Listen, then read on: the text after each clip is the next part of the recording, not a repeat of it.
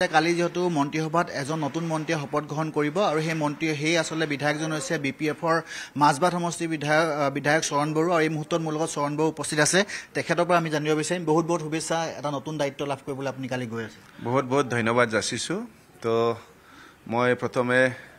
দুইজন ব্যক্তিক মই ধন্যবাদ যাচিম আমাৰ অসমৰ সন্মানীয় মুখ্যমন্ত্ৰী ডক্টৰ হিমন্ত বিশ্ব শৰ্মা ডাঙৰীয়া আৰু লগতে আমাৰ বিটিচিৰ চিফ সন্মানীয় হাগ্ৰামা মহলী ডাঙৰীয়া এই দুইজন ব্যক্তিয়ে যেহেতু মোক এই সুযোগটো দিলে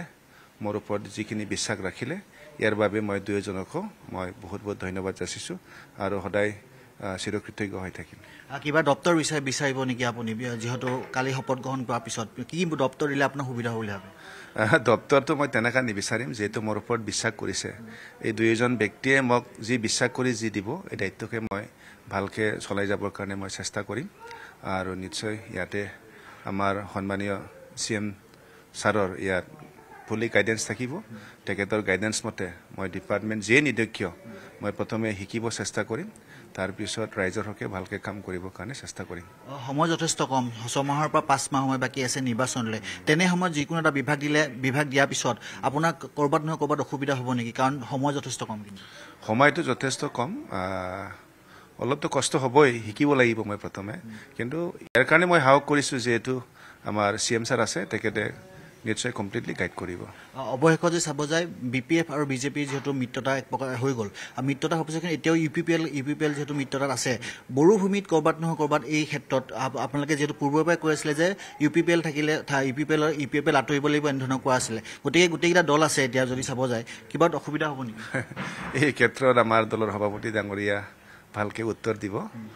তেখেতে নিশ্চয় আহিব কালি তেখেতৰ পৰা ভালকে জানি ল'ব কালি কিমান সময়ত শপত গ্ৰহণ অনুষ্ঠান আপোনাৰ ইতিমধ্যে মই তাৰ খবৰ অহা মতে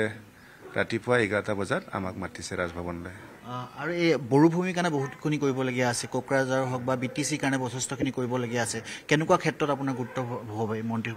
বহুতো কৰিব লগা আছে এইবাৰ আমি যথেষ্ট প্ৰতিশ্ৰুতি দিছোঁ এইবাৰ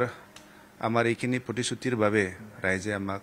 যথেষ্ট মৰম কৰিছে আশীৰ্বাদ দিছে ভোট দিছে যাৰ ফলত আমি এইবাৰ মানে বিটিচিৰ এইটো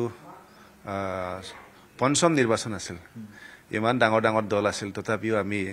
একেবাৰে 28টা সিট লৈ পেলাই আমি জিকিবৰ কাৰণে সক্ষম হৈছোঁ তো যিখিনি কথা দিছোঁ এইখিনি আমি কৰিবই লাগিব বহুতো কৰিব আছে এইখিনি আমি কৰিম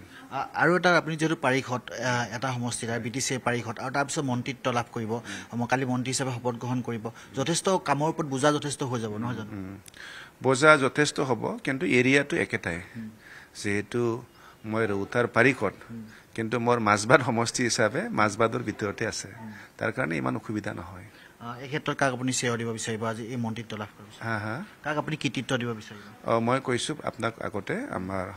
দুই ব্যক্তি সন্মানীয় মুখ্যমন্ত্ৰী ডাঙৰীয়া আৰু আমাৰ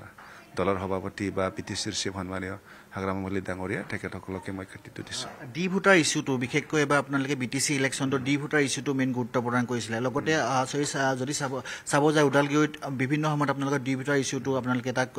কৈছিলে গতিকে ডি ভোটাৰ ইছ্যুটো এবাৰ আপোনালোকৰ সমস্যাসমূহ যিসকল ডি ভোটাৰ আছে সেইসকলৰ সমস্যাসমূহ সমাধান কৰাৰ ক্ষেত্ৰতো আপোনালোকৰ ভূমিকা থাকিব বা আপুনি মন্ত্ৰী হিচাপে যদি চাব যায় ওদালগুৰিৰ তাৰ মন্ত্ৰী হিচাপে আপোনাৰ যথেষ্ট থাকিব দায়িত্ব আমাৰ এইবাৰ নিৰ্বাচনৰ যি প্ৰতিশ্ৰুতি ইয়াতো আছিলে তো আমাৰ দলৰ সভাপতি ছাৰে ইতিমধ্যে কৈছে যিমানখিনি আমি প্ৰতিশ্ৰুতি দিছোঁ এই 5 বছৰ সমাধান কৰিবৰ কাৰণে আমি প্ৰচেষ্টা চলাম বুলি তেখেতে কৈছে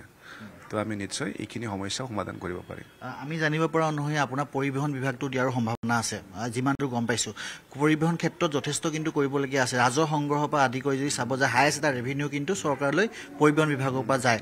গতিকে সেই ক্ষেত্ৰত কি ক'ব ময়ো শুনিছোঁহে আপুনি কোৱা নিচিনা যদি সঁচাকৈ পৰিবহণ বিভাগটোকে দিয়ে আপুনি কোৱা নিচিনা বহুত ডাঙৰ বিভাগ আৰু মেইনলি আমাৰ যি ৰাজহ কালেকশ্যন এইটোৱে মেইন বস্তু আৰু আমাৰ হয় তো এইটো আৰু বেছিকৈ কেনেকৈ আনিব পাৰে ইয়াৰ কাৰণে চেষ্টা কৰিব লাগিব যাতে আমি ৰাজ্যখনৰ অৰ্থনৈতিক দিশটো আৰু বেছি সবল কৰিব পাৰোঁ বা এই ডিপাৰ্টমেণ্টৰ পৰা যাতে এটা ভাল অৱদান দিব পাৰোঁ ধন্যবাদ জ্ঞাপন কৰিছোঁ আৰু বহুত শুভেচ্ছা জ্ঞাপন কৰিছোঁ কালি মন্ত্ৰীত্ব হিচাপে দায়িত্ব ল'ব বহুত ধন্যবাদ আপুনি বিচৰা বাতৰি পাব কেৱল নিউজ 18 এপত নিউজ 18 এপ ডাউনলোড কৰিবলৈ স্কেন কৰক এই QR কোড গুগল প্লে ষ্টৰতো পাব এই নিউজ 18 এপ